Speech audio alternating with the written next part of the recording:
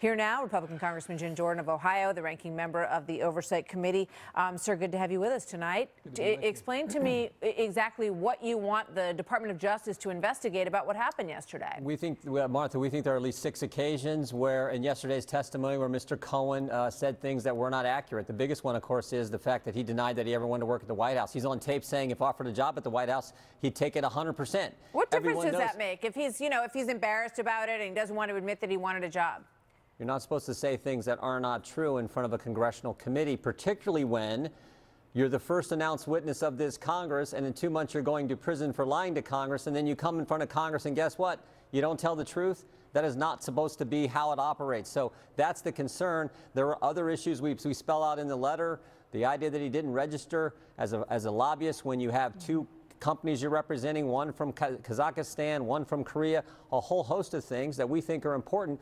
Remember, when a witness is coming in and saying the kind of things that Mr. Cohen is saying, any witness, credibility is always an issue. And this is a guy who is going to prison in 2 months for 4 distinct federal crimes, one of which, of course, is, as I said, lying to Congress. Okay. And he did it again yesterday. All right, here's Adam Schiff. He believes that he actually bolstered his credibility yesterday. Listen to this.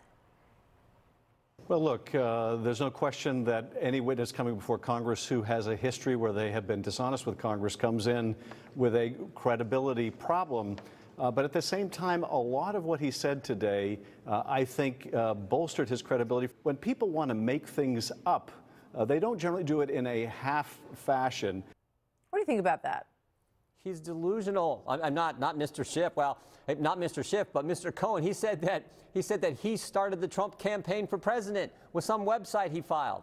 So, I mean, come on. How do you trust anything he says when he has said things like that? Like the reason that Donald Trump ran for president because I formed a website back in 2011. And again, he doubled down on that in the course of his testimony yesterday, just like he doubled down on the fact that he never wanted to work in the White House. Do you think on those issues that you're bringing up that the Department of Justice is really going to pursue that they're going to, move further in terms of accusations that he lied in front of Congress yesterday?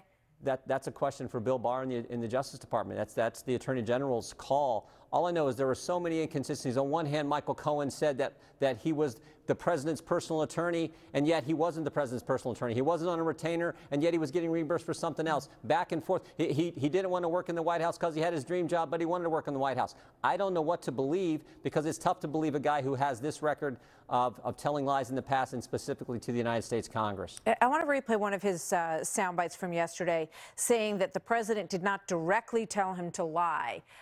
Watch this. Mr. Trump did not directly tell me to lie to Congress. That's not how he operates. In conversations we had during the campaign, at the same time I was actively negotiating in Russia for him. He would look me in the eye and tell me there's no Russian business, and then go on to lie to the American people by saying the same thing. In his way, he was telling me to lie. So it's interesting looking at the coverage of that moment, because you look in some places and it says, he didn't directly tell him to lie. End of story.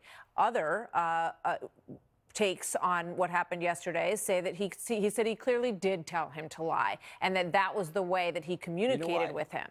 You know why you can have both takes? Because Michael Cohen said things, which again just goes to the point.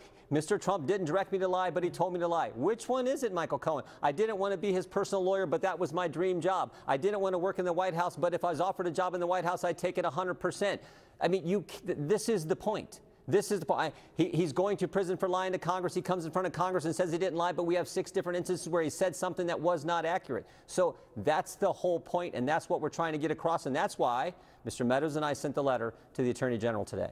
What about the Democrats' response to what happened yesterday and the push for impeachment? Do you think they're going to pursue that? When you look at polls, the American people seem to not be, the majority of American people seem to not be in favor of pursuing that.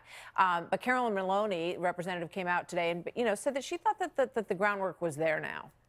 Well, they're going to do it. It's a crazy plan that they have, but they're going to do it. It is no accident that Tom Steyer was in New York last week organizing a town hall in Chairman Nadler's district, and this week was in Baltimore organizing a town hall in Chairman Cummings' district. Tom Steyer, mega donor for the Democrats, they are going to do it. That's how radical they have become. So I think this was the step one. And this is the best witness they had. The guy they brought in to start their whole plan to move on their crazy impeachment process was Michael Cohen, as I said, a guy who was going to prison for lying to Congress. When he was brought in front of Congress yesterday, he lied again. I want to ask you about your colleague in Congress, Congressman Matt Gaetz. This was put out there today by one of the writers at The Atlantic, Edward Isaac DeVore, who said that the controversial tweet that Matt Gaetz sent out, where he talked about whether or not Michael Cohen should be very concerned that his wife and his father-in-law might find out about his girlfriends. He then retracted that. DeVore claims in this, President Trump called Matt Gaetz last night from Hanoi to talk the Cohen testimony and the threats that are since rescinded Gaetz made about Cohen. "I was happy to do it for you. You just keep killing it," Gaetz was heard telling him. Gaetz told him that he does not discuss his calls with the President of the United States. Matt Gaetz has said that is fake news. What do you think about all that? The original tweet from your colleague, and then the suggestion that maybe the president had wanted him to send out that tweet. I don't think there's anything to that. Matt Gaetz has apologized for the tweet. Matt Gaetz said it was fake news. I take Matt Gaetz at his word. He's a friend. He's an honest guy, and I think he's a good member of Congress. So I take him at his word. You'd have to ask him. I have the same position that Matt does. When I have conversation with the President of the United States, I don't talk about those personal conversations. All right. We will have an exclusive tomorrow night with Congressman Matt Gaetz on that topic. We'll bring him here he can defend the comment and push back on that himself. I'm sure he'll be happy to do so. Yeah, absolutely. Thank you very much. Good to see you tonight, sir. You bet. Thank you.